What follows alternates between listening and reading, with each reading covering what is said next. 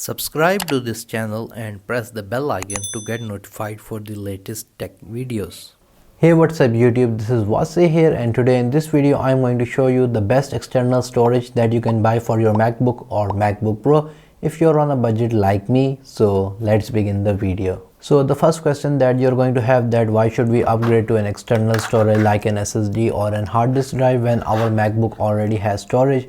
Well, you're right, but if you go and buy a MacBook right now, you're going to see that if you just go from the 512 GB variant to the 1 terabyte one, you need to pay an extra $200, which is a lot.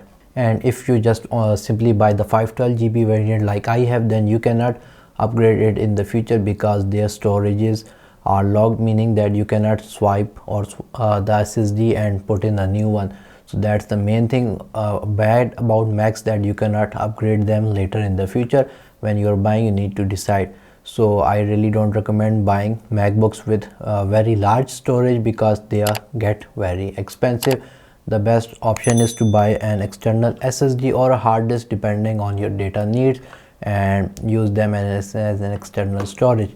The next question is that which external storage to buy, because if you go on to Amazon or any other website, there are a lot of different SSDs or external storage devices available. In this video I'm just going to cover the three main ones if you're on a budget.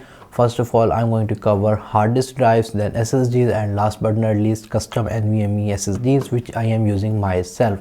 The first thing that you need to know, that how much data you have. For instance, if you want to just make a backup of your data where you have terabytes or GBs of data, then I highly recommend that you buy simply an external hard disk drive, or get a simple hard disk drive, put in an external enclosure and use it as an external storage if you have a lot amount of data and you are not using it frequently, because hard disk drives are much cheaper than SSDs. They are slower, but if you are going to archive your data, then these are the best to go. If you want to have a little bit more speed but not that much, then you should buy any external or internal SSD and just put it in an external case and use it as an external storage device. They are going to be fast than your hard disk drives, but they are going to be expensive. The last category would be that those people who need a high speed external storage, for instance like video editors who need to edit videos directly from their external storage devices, their raw 4K or 8K footage.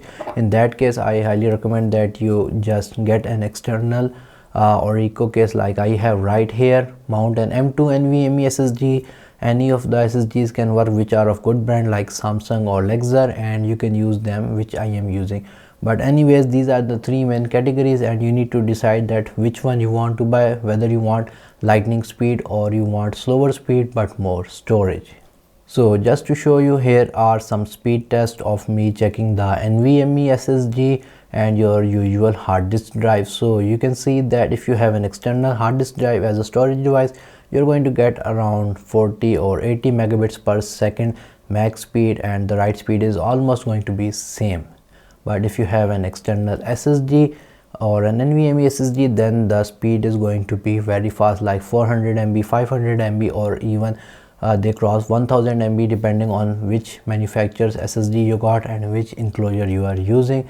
So for high speed, then you can see that NVMe SSDs are best, but they are expensive, so you are going to be caught on the storage side because you cannot get very large size SSDs because they are going to get much expensive. So again, if you want to back up lots of data, like as you can see, I want to back up all of my YouTube videos that I upload here. I want to have a copy of for me myself, so I'm not saving them on my Mac because YouTube videos again take a lot of storage. So I am using my hard disk drive as an external storage, and I am saving all of my data to that external hard disk drive. Whereas when I am editing on my MacBook, then I'm using my external SSD because I can quickly edit videos off it, and then I can just simply delete those videos from my external storage. In this way, my Mac is not getting filled up with all the extra videos or other stuff. So what I have is this custom built NVMe SSD. If you want to know how you can make one for yourself, you should see the video up here. Basically, I have this Orico enclosure with a Lexer NM620 SSD, which is the 512 GB variant. Again, you can go with any size you want depending on your pocket. So with this combination I can get around 500 to 600 megabits per second of read and write speed, which is not bad as compared to hard disk drives. And this total setup costed me around $70, $50 for the Lexer SSD and $20 for the enclosure. So overall you're going to get this for $70 to $80, and this is not bad if you compare it with Apple's pricing, which is around $200. So for that extra $120 you can get any other accessory or even a 1 terabyte variant of the external storage. So this is the thing that I'm currently using when editing my footage on my MacBook, and I haven't seen any lag or this SSD failing at all. I am editing 4K footage of this SSD and it is working pretty much okay for me. So to just wrap up, there is no any perfect SSD for the MacBook. Like I would say that this is the one that you should get.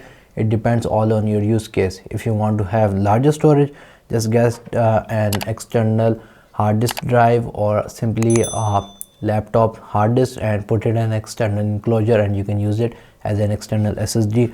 If you want to get a little bit more speed with less cost, then just simply buy a simple UU size SSD and put it in an enclosure. But if you want to get the most speed, then you should make a custom one. I have the Lexer one. You can put Samsung 950 Evo or any other thing which is going to give lightning speed. So yeah guys, I hope in this way you can now understand that which external storage you should buy mainly depends on your use case, not the brand. If you guys like this video, like, share, subscribe. If you have any other questions, write them in the comment section below, and if you haven't subscribed to my channel, please do so. Other than that, thank you for watching, and as always, stay safe.